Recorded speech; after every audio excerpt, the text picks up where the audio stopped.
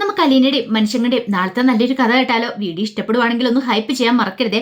ആദ്യമായി കാണുന്നവരാണെങ്കിൽ സബ്സ്ക്രൈബ് ചെയ്യാനും മറക്കരുത് കേട്ടോ. അങ്ങനെ നമ്മൾ കാണുന്ന ബാലേന്ദ്രൻ രോഹിത്തിന്റെ എഞ്ചിനീയറിംഗ് കോളേജിൽ ഇങ്ങനെ പോകുന്നുണ്ട്.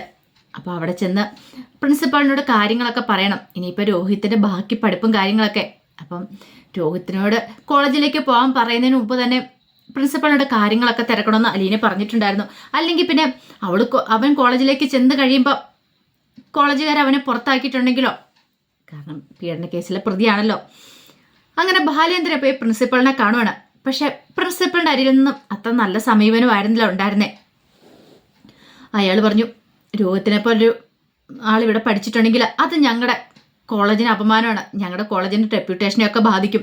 ബാക്കി കുട്ടികളുടെ മാതാപിതാക്കളൊന്നും അത് സമ്മതിക്കുന്നില്ല. അതുമാത്രമല്ല, അത്ര നല്ല കാര്യമൊന്നും അല്ല അവൻ ചെയ്തിരിക്കണേന്നൊക്കെ പറഞ്ഞു. ബാലേന്ദ്രന് തൻ്റെ മകൻ്റെ അവസ്ഥ വിവരിച്ചു.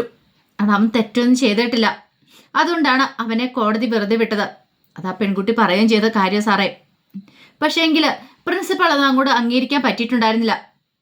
അയാൾ കുറെ പറഞ്ഞു. ഒടുവിൽ ബാലേന്ദ്രന് ദേഷ്യം വന്നു. ബാലേന്ദ്രൻ പറഞ്ഞു, എന്താണെങ്കിലും നിങ്ങൾ നിങ്ങളുടെ റെപ്യൂട്ടേഷനൊന്നും കളയണ്ട. എനിക്കെൻ്റെ മോനെ തിരികെ ജീവിതത്തിലേക്ക് കൊണ്ടുവന്നേ മതിയാവുള്ളൂ. ഇനിയിപ്പം നിങ്ങളുടെ കോളേജിൽ പഠിപ്പിക്കണം വേണ്ടത് ഞാനും കൂടെ ഒന്ന് തീരുമാനിക്കട്ടെ. കാരണം സാധാരണഗതിയിൽ ഇങ്ങനെ ഒരു പ്രശ്നം സംഭവിച്ചിട്ടുണ്ടെങ്കിൽ, തെറ്റ് ചെയ്തിട്ടില്ലെങ്കിൽ അവരെ പറഞ്ഞ് നേർവഴിക്ക് കൊണ്ടുവരാനായിട്ടാണ് ബാക്കി എല്ലാവരും ശ്രമിച്ചുകൊണ്ടിരിക്കുന്നത്. പക്ഷേ ഇവിടെ നേരെ തിരിച്ചാ. എന്താണെങ്കിലും എൻ്റെ മോനെ ഞാൻ ഇങ്ങോട്ട് വിടുന്നില്ല എന്ന് പറഞ്ഞു. നിങ്ങളുടെ സമീപനം ഇങ്ങനെയാണെങ്കിൽ പിന്നെ ഞാൻ എങ്ങനെ മനസ്സുറച്ച് അവനെ ഇങ്ങോട്ട് വിടും? അല്ലെങ്കിലും എനിക്ക് അതിനിട്ട് താല്പര്യമില്ലെന്ന് പറഞ്ഞു. ബാലേന്ദ്രന് ദേഷ്യം വന്നു. കാരണം അമ്മാതിരി കാര്യങ്ങളൊക്കെയാണ് പ്രിൻസിപ്പാളെ പറഞ്ഞത്. അവരുടെ കോളേജിന് പ്രശ്നമാകും, അങ്ങനെയാണ് ഇങ്ങനെയൊക്കെ. അത് രോഹിത്ത് തെറ്റ് ചെയ്ത് പോലുള്ള സംസാരമൊക്കെ ആയിരുന്നു. ബാലേന്ദ്രന് അത് സഹിക്കാൻ പറ്റിയില്ല. അങ്ങനെ ബാലേന്ദ്രന് വീട്ടിലേക്ക് പോന്നു. ഈ സമയത്ത് അലീനയ്ക്ക് കുറച്ച് ഭേദമായിട്ടുണ്ടായിരുന്നു. പനിയൊക്കെ കുറഞ്ഞ് പതുക്കെ എഴുന്നേറ്റ് കിടക്കാൻ തുടങ്ങിയായിരുന്നു. 2-3 ദിവസം കൂടി അലീന പോയി കുളിയെല്ലാം കഴിഞ്ഞ് വരുവാണ്. അലീനയ്ക്കൊരു ഉന്മേഷമൊക്കെ തോന്നി. തൻ്റെ സഹോദരിമാരും രോഹിത്തൊന്നും ഇല്ലായിരുന്നെങ്കിൽ തനിക്ക് ഇത്ര പെട്ടെന്ന് എഴുന്നേറ്റ് നടക്കാൻ പറ്റില്ലായിരുന്നു അലീനയ്ക്ക് അറിയായിരുന്നു. അങ്ങനെ കുളിയെല്ലാം കഴിഞ്ഞ് മുറിയിലേക്ക് വരുമ്പോഴത്തേനുമാണ് ബാലേന്ദ്രന് കോളേജിൽ പോയിട്ട് വരുന്നത്. അങ്ങനെ വന്നു കഴിഞ്ഞപ്പോഴത്തേനും അലീന ചോദിച്ചു, അച്ഛാ കോളേജിൽ പോയിട്ട് എന്തായി? രോഹിത്തിൻ്റെ കോളേജിൽ പോയിട്ട് എന്തായിരുന്നു ചോദിച്ചു. അതിന് നോക്കണ്ട മോളെ, ഞാൻ അപ്പോഴേ പറഞ്ഞല്ലെന്ന് ചോദിച്ചു. എന്താ അച്ഛാ? ഓ, അവർക്ക് ഭയങ്കര റെപ്യൂട്ടേഷൻ കാര്യങ്ങളൊക്കെ. ഇനിയിപ്പോൾ രോഹിത്തി എന്നിട്ടുണ്ടെങ്കിൽ അത് പ്രശ്നമാവുന്നു. അവരുടെ കോളേജിന് നാണക്കേടാണ്, ബാക്കി കുട്ടികളുടെ മാതാപിതാക്കളൊക്കെ ചോദിക്കുന്നത്. പീഡന കേസിലെ പ്രതിനെയാണ് ഇവിടെ പഠിപ്പിക്കുന്നത്, ഞങ്ങളുടെ കുട്ടികളൊക്കെ ഇവിടെ വിടുന്നല്ലേന്നൊക്കെ. അത് കേട്ടപ്പോൾ എനിക്ക് ഭയങ്കര സങ്കടമായി. ഇനിയിപ്പോൾ എന്ത് ചെയ്യും അച്ഛാന്ന് ചോദിച്ചു. എന്ത് ചെയ്യാനാ, വരുന്നവരത്തെ വെച്ച് കാണാം. അല്ല, അവൻ്റെ പഠിത്തം 1 വർഷം പോവുകയാണെ പോട്ടെ, ഇനി വേറെ എവിടെയെങ്കിലും ചേർന്ന് പഠിപ്പിക്കാമെന്ന് പറഞ്ഞു. അലീന പറഞ്ഞു, അത് ഒത്തിരി ബുദ്ധിമുട്ടുള്ള കാര്യമല്ല അച്ഛാ, ഒരു കാര്യം ചെയ്യാം, ഞാൻ പ്രിൻസിപ്പളിനെ പോയി കണ്ടെന്ന് സംസാരിക്കട്ടെ എന്ന് ചോദിച്ചു. ബെസ്റ്റ്, അങ്ങനെ കാണാൻ പോവാനായിട്ടാ. അതിൻ്റെ ആവശ്യമൊന്നുമില്ല മോളെ. അല്ലെങ്കിൽ എനിക്ക് അവനെ അങ്ങോട്ടേക്ക് വിടാൻ താല്പര്യമില്ല. അവർ വലിയ റെപ്യൂട്ടേഷനൊക്കെ നോക്കിക്കൊണ്ടിരിക്കുന്ന ആൾക്കാരല്ലേ. ശരിക്കും ഇങ്ങനെയുള്ള കാര്യങ്ങളിൽ അവൻ തെറ്റൊന്നും ചെയ്തിട്ടില്ല. അപ്പം പിന്നെ അവനെ കൈ പിടിച്ച് മുന്നോട്ട് കൊണ്ടുവരാനായിട്ട് അധ്യാപകർ ശ്രമിക്കണ്ടേ? അതിന് പകരം അവനെ വീണ്ടും കുഴിയിലേക്ക് തള്ളിവിടാനാണ് അവർ നോക്കുന്നത്. അങ്ങനെയുള്ളിടത്തേക്ക് എൻ്റെ മോനെ പറഞ്ഞുകൊണ്ട കാര്യമുണ്ടോ? അത് കേട്ടപ്പോൾ അലീനയ്ക്ക് ഭയങ്കര വിഷമമായി. എന്ത് ചെയ്യാൻ പറ്റും? രോഹിത്തിൻ്റെ ഭാവി പോവുമല്ലോ, അവന് പഠിക്കണമല്ലോ. അല്ലാതെ പകുതി വെച്ച് പഠനം ഉപേക്ഷിച്ചിട്ട് നിൽക്കാൻ പറ്റുന്ന കാര്യമാണോ? ബാലേന്ദ്രന് ഭയങ്കര പ്രതീക്ഷയുണ്ടായിരുന്നു. പക്ഷെ എല്ലാ പ്രതീക്ഷകളും ഒരു നിമിഷം കൊണ്ട് അസ്തമിച്ചു പോയത്. പിന്നീട് ബാലേന്ദ്രൻ പറഞ്ഞ് നമുക്ക് നോക്കാം, എന്തേലും വഴിയുണ്ടോ നോക്കാമെന്ന് പറഞ്ഞ് ബാലേന്ദ്രൻ അങ്ങോട്ട് പോയി. ഈ സമയം രോഹിത്ത് ബാലേന്ദ്രൻ വന്ന് പറയുന്ന കാര്യങ്ങളൊക്കെ കേട്ടിട്ടുണ്ടായിരുന്നു. രോഹിത്തിന് നല്ല സങ്കടമായി. കുറച്ച് കഴിഞ്ഞപ്പോൾ അലീന രോഹിത്തിൻ്റെ മുറിയിലേക്ക് എന്നു. രോഹിത്തുമായിട്ട് സംസാരിക്കുകയാണ്.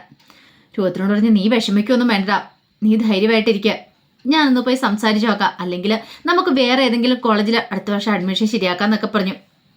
രോഹിത്ത് പറഞ്ഞു, അതൊന്നും വേണ്ട അലീന ചേച്ചി, എനിക്ക് വേണ്ടി അലീന ചേച്ചി കഷ്ടപ്പെടേണ്ട കാര്യമൊന്നുമില്ല, ഞാനിനി പഠിക്കാൻ പോകുന്നില്ല എന്നൊക്കെ പറഞ്ഞു. പഠിക്കാൻ പോകുന്നില്ലെന്നോ? നീ എന്ത് വർത്താനാണോ പറയണേ? പിന്നെ പഠിക്കാൻ പോകാതെ ഈ വീട്ടിൽ കയറി വെറുതെ കുത്തിയിരിക്കാനാണോ?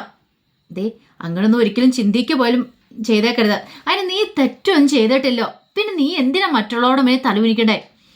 അത് പിന്നെ ചേച്ചി, അതങ്ങനെയല്ല. എങ്ങനെയല്ലാന്ന്? അതെ, തെറ്റൊന്നും ചെയ്യാത്രത്തോളം കാലം ആരുടെ മുന്നിൽ തല ഉനിക്കേണ്ട കാര്യമില്ല. നീ തല ഉയർത്തി പിടിച്ചാൽ നടക്കണം. നിനക്ക് എവിടെ കയറി ചെല്ലാനുള്ള യോഗ്യതയൊക്കെ ഉണ്ട്, ഇല്ലാന്ന് നിന്റെ തോന്നൽ മാത്രമാണ്. പറഞ്ഞ് മനസ്സിലായല്ലോ എന്നൊക്കെ പറഞ്ഞ് അവൻ്റെ മനസ്സിനെ ഒന്ന് മാറ്റാനായിട്ട് അലീന ശ്രമിച്ചുകൊണ്ടിരുന്നു. പക്ഷേ രോഹിത്തിന് നല്ല സങ്കടം ഉണ്ടായിരുന്നു. താൻ കാരണം കുടുംബത്തിന് ചീത്തപ്പരായി, ഇപ്പോൾ കോളേജിൽ പോയി പഠിക്കാനും പറ്റുന്നില്ല, എല്ലാം തൻ്റെ പിടിപ്പുകളുണ്ടാ. പക്ഷെ ഇനിയിപ്പോൾ വന്നിട്ട് ഇനിയിപ്പോൾ പറഞ്ഞിട്ട് കാര്യമില്ലോ, ഒന്നെങ്കിൽ വരുന്നതിന് മുമ്പ് നോക്കണമായിരുന്നു. ഇനിയിപ്പോൾ വിഷമിച്ചിട്ട് കാര്യമില്ല. എന്നാലും സങ്കടം എപ്പോഴും സങ്കടം തന്നെയാണല്ലോ. പിന്നീട് ബാലേന്ദ്രൻ ഹാളിലേക്ക് വന്നിങ്ങനെ ഓരോന്നാലോചിച്ചുകൊണ്ടിരിക്കുമ്പോഴത്തേനാണ് വൈജയന്തി അങ്ങോട്ടേക്ക് വരുന്നത്. ബാലേന്ദ്രനെ നോക്കി, ബാലേന്ദ്രനെ ഒന്ന് നോക്കിയിട്ട് വൈജയന്തി അകത്തേക്ക് അങ്ങോട്ട് കയറി പോകാൻ തുടങ്ങുകയാണ്. അപ്പോഴേക്കും ബാലേന്ദ്രൻ പറഞ്ഞു, അതെ ഒരു കാര്യം ഞാൻ പറഞ്ഞേക്കാം, ഇവിടെ നിൽക്കുന്നൊക്കെ കുഴപ്പമൊന്നുമില്ല, പക്ഷെ ഒരു കാര്യമുണ്ട്, ഈ വീടിന് അതിൻ്റെതായ ചില കാര്യങ്ങളൊക്കെ ഉണ്ട്. അത് കേട്ട് കഴിഞ്ഞപ്പോഴത്തേനും വൈജയന്തി പെട്ടെന്ന് അങ്ങോട്ടേക്ക് ഇറങ്ങി വന്നു. വൈജയന്തിയെ കണ്ടു കഴിഞ്ഞപ്പോഴത്തേനും ബാലേന്ദ്രൻ പറഞ്ഞു, ഒരു കാര്യം ഞാൻ പറഞ്ഞേക്കാം, ഇവിടെ നിന്റെ മക്കൾ ചെയ്യുന്ന കാര്യങ്ങളൊക്കെ നീ കണ്ടു കാണുമല്ലോ. പിന്നെ നിനക്ക് സ്വന്തമായിട്ട് തീരുമാനങ്ങളൊന്നും എടുക്കാൻ പറ്റില്ല. ഇവിടെ ആഹാരം കഴിക്കാനൊക്കെ ആണെങ്കിലും മരിക്ക് ഡൈനിങ് ടേബിളിൽ വന്നിരുന്ന് കഴിച്ചോണം, മുറിയിലേക്ക് കൊണ്ടും തരുന്ന പരിപാടിയൊന്നും ഇല്ല. അതൊക്കെ കേട്ടിഞ്ഞപ്പോൾ വൈജയന്തി ഇങ്ങനെ നോക്കി. പിന്നെ ബാലേന്ദ്രൻ പറഞ്ഞു, ഒരു കാര്യം ഞാൻ പറഞ്ഞേക്കാം, ഇവിടെ ജീവിക്കണമെങ്കിൽ അതിൻ്റെതായ ചില ചിട്ടകളും കാര്യങ്ങളൊക്കെ ഉണ്ടെന്ന് പറഞ്ഞു. അത് കേട്ടപ്പോൾ വൈജയന്തി എഴുത്തോടെ പറഞ്ഞു, ഇതൊക്കെ പറയാൻ നിങ്ങൾ ആരാ എന്ന് ചോദിച്ചു. മനസ്സിലായില്ലേന്ന് ചോദിച്ചു. ഓ, ഭർത്താവ് എന്ന് പറയാൻ മതിന്നായിരിക്കും, പക്ഷേ ഞാൻ ഇതുവരെ എൻ്റെ ഭർത്താവിനെ ഇവിടെ കണ്ടില്ല. വന്നതിന് ശേഷം നീ കാണില്ല, അങ്ങനെ ഒരാളുണ്ടെന്ന് ഓർത്തെങ്കിലല്ലേ കാണത്തുള്ളൂ എന്നൊക്കെ ബാലേന്ദ്രൻ പറഞ്ഞു. ബാലേന്ദ്രനെ വിട്ടുകൊടുക്കാനായിട്ട് ഉദ്ദേശിച്ചിട്ടുണ്ടായിരുന്നില്ല. ഈ സമയത്ത് വൈജയന്തി പറഞ്ഞു, അതെ എനിക്കിവിടെ അടിമയെപ്പോലെ കഴിയേണ്ട കാര്യമൊന്നുമില്ല, ഞാൻ ലക്ഷങ്ങൾ കൈപ്പറ്റുന്ന ജോലിയുള്ള ഒരു ഉദ്യോഗസ്ഥയാണ്, എനിക്കിവിടെ ആരുടെ അടിമയായിട്ട് കിടക്കേണ്ട കാര്യമൊന്നുമില്ല, എനിക്കെല്ലാം ഉണ്ടെന്നൊക്കെ പറഞ്ഞു, എനിക്ക് ആവശ്യങ്ങളൊക്കെ ഉള്ള ഉണ്ടെന്ന് പറഞ്ഞു. അത് കേട്ടപ്പം ബാലേന്ദ്രൻ പറഞ്ഞു, നിനക്കൊണ്ട് സംഭവിച്ചു, പക്ഷേ നിനക്കേ ഒന്നിൻ്റെയും കുറവില്ലെന്ന് നീ പറഞ്ഞല്ലോ, പക്ഷേ ഒന്ന് രണ്ട് ചെറിയ കാര്യത്തിൻ്റെ കുറവുണ്ട്. അതെന്താണെന്നറിയോ? മനുഷ്യത്വം, സ്നേഹം, വിനയം, അങ്ങനെ 2-3 നിസ്സാര കാര്യത്തിൻ്റെ കുറവുണ്ട്. ആ ഒരു കുറവെന്ന് പറഞ്ഞിട്ടുണ്ടെങ്കിൽ നിന്നെ സംബന്ധിച്ചിടത്തോളം ഒരു കുറവായിരിക്കില്ല, പക്ഷേ മറ്റുള്ളവർക്ക് അത് വലിയ കുറവായിട്ട് തോന്നുന്നു പറഞ്ഞു. വൈജയന്തിക്ക് അത് കേട്ടപ്പോൾ ദേഷ്യത്തോടെ ബാലേന്ദ്രനെ നോക്കി. എന്നിട്ട് പറഞ്ഞു, ബാലേന്ദ്ര കൂടുതൽ പറയുമൊന്നും വേണ്ട, എനിക്കറിയാം നിങ്ങൾ എൻ്റെ മക്കളെയും കൂടെ ആ അലീനെന്ന് പറയുന്നവളായിട്ട് അടുപ്പിച്ച് ഇപ്പം എനിക്കെതിരെ തിരിക്കുമല്ലേ, എനിക്ക് കാര്യങ്ങളൊക്കെ മനസ്സിലാവുന്നുണ്ട്, ഞാൻ വെറും പൊട്ടിയെന്ന് നിങ്ങൾ കരുതിയോ? അത് കേട്ടപ്പോൾ ബാലേന്ദ്രൻ പറഞ്ഞു, ഒരിക്കലുമല്ല, നീ ഒരിക്കലും ഒരു പൊട്ടിയൊന്നുമല്ല, നിന്റെ അത്രയും ബുദ്ധിയും വിവരമൊക്കെ ഉള്ള ആരെ ഞാൻ ഇന്നുവരെ കണ്ടിട്ടില്ല എന്ന് പറഞ്ഞു. ആ സമയം വൈജയന്തി പറഞ്ഞു, എനിക്ക് നിങ്ങളോട് സംസാരിക്കാനൊന്നും സമയമില്ല, തർക്കിക്കാനും സമയമില്ല, ഒരു കാര്യം ഞാൻ പറയാം, ബാലേന്ദ്രന് എൻ്റെ ഭർത്താവായിട്ട് ജീവിക്കാൻ പറ്റുമോ, എന്നെ ഒരു ഭാര്യയായിട്ട് കാണാൻ പറ്റുമോ? അങ്ങനെ പറ്റുമെങ്കിൽ പറ്റുമെന്ന് പറ, ഇല്ലെങ്കിൽ ഇല്ല എന്ന് പറഞ്ഞു. അത് കേട്ട് കഴിഞ്ഞപ്പോൾ ബാലേന്ദ്രൻ പറഞ്ഞു, അങ്ങനെ നിന്നെ ഭാര്യയായിട്ട് കാണണമെങ്കിലേ നിനക്ക് കുറച്ച് കാര്യങ്ങളൊക്കെ വേണം, മിനിമം സത്യസന്ധത, എളിമ, ഇതൊക്കെ വേണം, അതൊക്കെ നിന്റെ പക്കലുണ്ടോ എന്ന് ചോദിച്ചു. വൈജയന്തി ഒരു നിമിഷം ഇങ്ങനെയൊന്ന് തിരിഞ്ഞിരിക്കുകയാണ്. പറ്റില്ലല്ലേ, നിന്നെ സംബന്ധിച്ചിടത്തോളം ഈ പറയുന്ന കാര്യങ്ങളൊന്നുമില്ല, സ്വന്തം മക്കളോട് പോലും ഒരു സ്നേഹവും കൂറും ഇല്ലാത്തവളാ നീ, ശരിയല്ലേന്ന് ചോദിച്ചു. അത് കേട്ടപ്പോൾ വൈജയന്തി പറഞ്ഞു, നിങ്ങൾ കൂടുതലൊന്നും പറയണ്ട, എടി നിന്റെ മകൻ തന്നെയല്ലേ, നീ പ്രസവിച്ച മകൻ തന്നെയല്ലേ രോഹിത്, അവൻ ജയിലിൽ കിടന്നിട്ട് ഇവിടെ വന്നു, അവൻ്റെ കാര്യങ്ങൾ എന്തേലും നോക്കിയോ? അപ്പോഴേക്കും വൈജയന്തി പറഞ്ഞു, ഇവിടെ എനിക്ക് എൻ്റെ സ്വന്തം കാര്യം നോക്കാൻ പറ്റുന്നില്ല, അതാ പറഞ്ഞത്. എടി അവന് ഓരോന്ന് ചെയ്തു കൊടുക്കണമെന്നല്ല, അവനൊരു മകനായിട്ട് കണ്ട് ഉപദേശം നേരെയാക്കി നീ നോക്കിയോ? നീ നേരെയായിരുന്നെങ്കിൽ ഇപ്പം ഇങ്ങനെയൊക്കെ സംഭവിക്കുമായിരുന്നു? ഇല്ല, പക്ഷേ ഇപ്പം നിന്റെ മക്കൾക്ക് അറിവും ബോധമൊക്കെ ഉണ്ടാകുന്ന ഇപ്പോഴാടി, അതുകൊണ്ടാണ് അവർ അലീനയെ സ്നേഹിക്കുന്നത്. നീ അലീനയെ സ്നേഹിക്കുന്നതുകൊണ്ട് കുറ്റങ്ങളും കുറവുകളൊക്കെ പറഞ്ഞല്ലോ മുമ്പേ. ആദ്യം നീ മറ്റുള്ളവരെ സ്നേഹിക്കാനായിട്ട് പഠിക്കുക, അതില്ലാത്തടത്തോളം കാലം നിനക്ക് നല്ലൊരു ജീവിതം ഉണ്ടാകാൻ പോകുന്നില്ല. ഇവിടെ എന്നല്ല, നീ എവിടെ പോയാലും ഇങ്ങനെയൊക്കെ തന്നെ ആയിരിക്കും. പിന്നെ എനിക്ക് ഡിവോഴ്സ് തരാൻ വേണ്ടി നീ കുറെ പാഞ്ഞു പറിക്ക് നടന്നല്ലോ, എന്നിട്ട് ഇപ്പം എന്തായി? നിന്റെ വിചാരം നിന്റെ മക്കൾ നിന്നോടൊപ്പം വരുമെന്ന? ഇല്ലടി, വെറുതെയാ, ഒരു കാരണവശാലും അങ്ങനെ സംഭവിക്കില്ല. കാരണം അവർ കൊച്ചു കുട്ടികളൊന്നുമില്ല, അവർക്ക് വിവരവും വിദ്യാഭ്യാസവും ഒക്കെ ഉണ്ട്, അതുകൊണ്ട് അവരിപ്പം ചിന്തിക്കാൻ തുടങ്ങിയത്. പിന്നെ നിന്റെ തലയ്ക്കകത്ത് ബുദ്ധിയും ബോധവും ഇല്ലാത്തതിന് ആരോട് പറഞ്ഞിട്ട് എന്താവാനാ എന്നൊക്കെ ബാലേന്ദ്രൻ പറഞ്ഞു.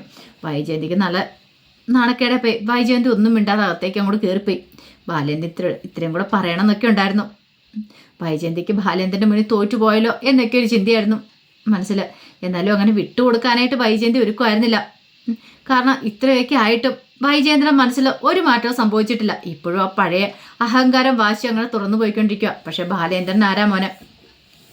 ബാലേന്ദ്രന് സഹിക്കാൻ പറ്റുന്നല്ലോ അപ്പുറം വരുന്നത്. കാരണം എല്ലാം സഹിക്കാം, ഇനിയും പിന്നെ സഹിക്കണമെന്ന് പറഞ്ഞിട്ടുണ്ടെങ്കിൽ ഇത്രയും നാളും 10-23 വർഷക്കാലം തന്നെ തേച്ചൊട്ടിച്ചതും പോരാ, വീണ്ടും തന്നെ തേക്കാൻ തുടങ്ങിയിട്ടുണ്ടെങ്കിൽ അത് ബാലേന്ദ്രന് സഹിക്കാൻ പറ്റുമോ? അപ്പം ഇനി ഇവിടെ ജീവിക്കുന്നുണ്ടെങ്കിൽ ആ രീതി മാത്രം ജീവിക്കാൻ പറ്റുള്ളൂ എന്ന് ബാലേന്ദ്രൻ തറപ്പിച്ച് പറയുകയും ചെയ്തു. എന്താണെങ്കിലും വൈജയ്ക്ക് നല്ല ഇടിപെട്ട് പണി തന്നെയാണ് എല്ലാ വശത്തു നിന്നും കിട്ടുന്നത്.